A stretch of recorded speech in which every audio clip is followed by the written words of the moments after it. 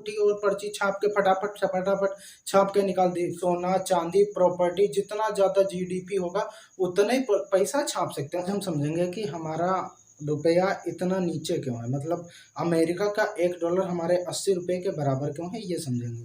तो इसको समझते हैं कि देखिए, सबसे पहले होता क्या था पुराने ज़माने में, होता है कि अगर आपको कोई चीज़ चाहिए होती थी तो आप अपने घर से कुछ सामान लेकर उस दुकानदार को देते थे। जैसे आपको चाहिए है कोई, मान लेते हैं नमकीन चाहिए, 10 रुपये की नमकीन चाहिए, तो आप क्या करते थे, थोड़े से गेहूँ उठाते थे अपने घर से, गेहूँ चावल धान, और उस दुकानदार को दे देते थे। वो उसको नापता जुगता था और उसके बाद में आपको नमकीन दे देता था। ठीक, इतना समझ गए। अब इसके बाद में क्या होता है, अब अगर आपको मान लीजिए कोई 100 रुपये की चीज़ चाहिए तो गेहूँ थोड़ा ज़्यादा ले जाना पड़ेगा और उसको दे देंगे, वो मान जाएगा। लेकिन अब हुआ क्या कि अब आपको चाहिए है 5,000 रुपये की कोई चीज़। अब 5,000 रुपये की कोई चीज़ चाहिए तो आपको अपने घर से गेहूँ लगभग 5 कुंटल ले जाना पड़ेगा। अब आप ही सोच कर देखिए कि 5 कुंटल गेहूँ ले जाने के लिए आपको कितना ज़्यादा ट्रांसपोर्ट का खर्चा आएगा। और फिर अगर आप 5 कुंटल गेहूँ ले ले भी जाएँगे तो जो दुकानदार होगा वो, उस बेचारे छोटी सी दुकान होगी, वो 5 कुंटल गेहूँ भरेगा तो उसकी दुकान का सारा सामान तो बाहर आ जाएगा, सिर्फ गेहूँ उसकी दुकान में जगह घेर लेगा। अब क्या करते हैं, अब वो तो देगा नहीं, वो कहेगा भैया मैं गेहूँ नहीं खरीद आपसे ले पाऊँगा। तो आप क्या करेंगे, फिर आपको सामान नहीं मिल पाएगा। तो यहाँ पर एक कॉन्सेप्ट आता है, आप जैसे मैं जाऊँगा तो मैं कहूँगा भैया आपको गेहूँ नहीं चाहिए, कोई बात नहीं, मैं आपको एक कागज़ पर साइन करके दे देता हूँ, लिख कर दे देता हूँ कि आपके 5 कुंटल गेहूँ मेरे घर में रखे हैं, आप जब भी चाहिए तो मेरे घर से उठा लेना।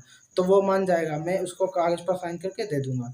लेकिन अब ज़रा सोचिए, उस दुकानदार को जब भी कोई चीज़ लानी होगी किसी बड़ी दुकान से, तो क्या वो जो पर्ची देगा बड़ी दुकान वाले को, वो क्या मान जाएगा? वो तो नहीं मानेगा, क्योंकि वो तो मुझको जानता नहीं। अब यहाँ पर एक ऐसे आदमी की एंट्री होती है जिसको महाराष्ट्र में भी लोग जानते हो और यूपी में भी लोग जानते हो और ऑल द स्टेट जितने राज्य हैं सभी में लोग जानते हैं। तब यहाँ पर एंट्री होती है सरकार की। सरकार क्या कहेगी कि भैया ये बताओ, आप लोगों के पास कितना चावल गेहूँ, आपके पास कितनी प्रॉपर्टी, सोना चांदी कितना है, सब एक जगह रखो। उसकी कीमत निकाली जाएगी कि कितने का ये सब टोटल हुआ। फिर सरकार एक आदमी को बुलाएगी, कहेगी देखो ये जितना सामान रखा है, इस सामान के आप क्या करो, पर्ची जारी कर दो। पर्ची जारी कर दो कि भाई ये सामान की कीमत 500 रुपये, ये सामान की कीमत 1,000 रुपये। तो अब आपको समझ में आ रहा होगा कि पर्ची जारी करते हैं, पर्ची जारी करने का कोई नियम है। ऐसा नहीं है सरकार उठी और पर्ची छाप के फटाफट फटाफट छाप के निकाल दी। पर्ची छापने का एक नियम होता है। आप मतलब नोट उतने ही छाप सकते हैं जितना कि आपके यहाँ आपके गोदाम में माल भरा हुआ है। जितना धान गेहूँ गन्ना चावल हीरे मोती सोना चांदी प्रॉपर्टी, जितना ज़्यादा जीडीपी होगा उतना ही पैसा छाप सकते हैं, उससे ज़्यादा पैसा नहीं छाप सकते हैं।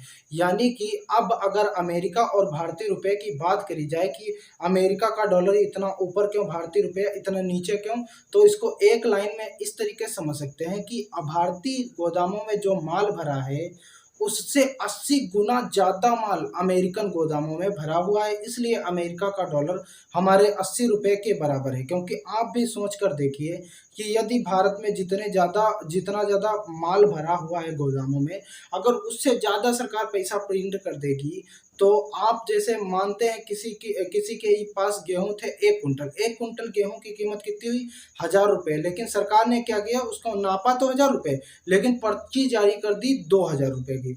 अब 2 आदमी आएंगे, एक कहेगा भाई 1,000, तो दूसरा कहेगा भाई 1,000 मेरे पास भी है, आप मुझे दीजिए। तो 2,000 1,000 की कीमत के गेहूँ अब कितने रुपए में बिकने लगेंगे, 2,000 में। यानी इनडायरेक्टली आपके देश में महंगाई बढ़ गई। इसीलिए सरकारें जो होती हैं ज़्यादा पैसा प्रिंट नहीं करती। जितना ज़्यादा आपका जीडीपी होगा उतना ही पैसा प्रिंट किया जाता है, उससे ज़्यादा सरकारें पैसा प्रिंट नहीं कर सकती। तो इस तरीके से आप समझ गए होंगे कि हमारा पैसा अमेरिका का पैसा के अपेक्षा इतना नीचे क्यों है।